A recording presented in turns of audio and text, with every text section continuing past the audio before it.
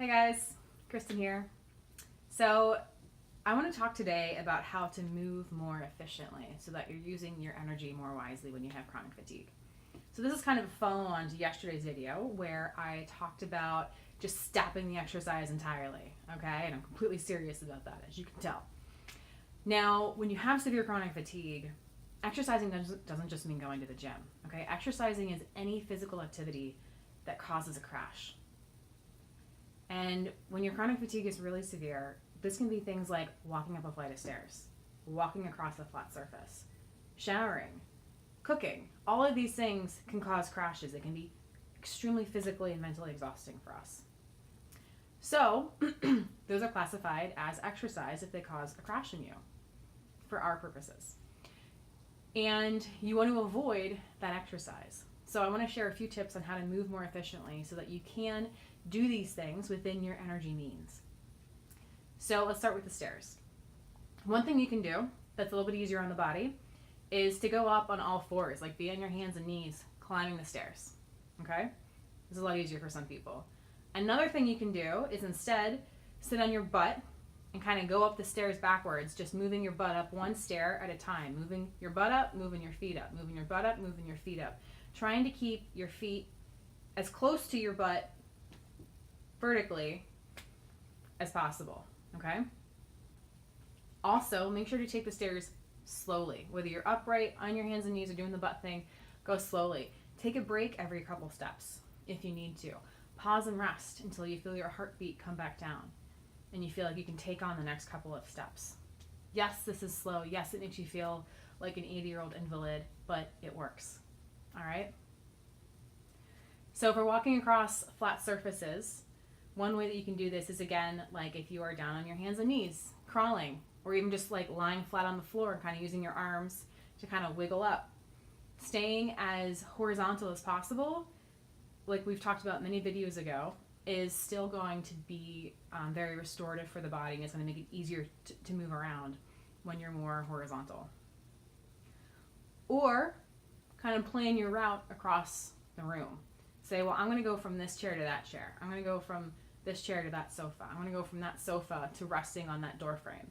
Like, plan out your route with stops and rests in there if that's what you need to do to avoid a crash.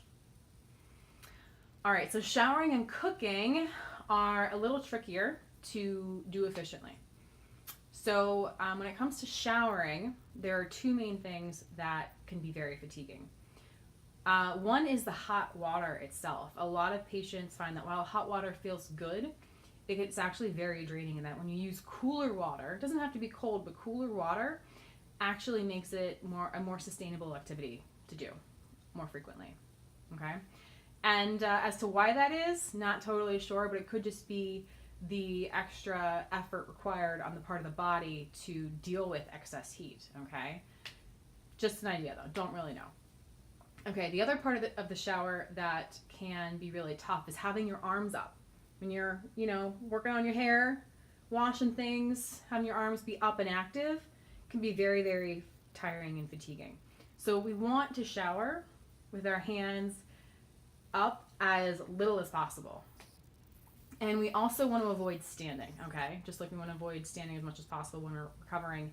If you can actually take a bath or stay seated in the shower, that's going to make it easier for you to get through the shower.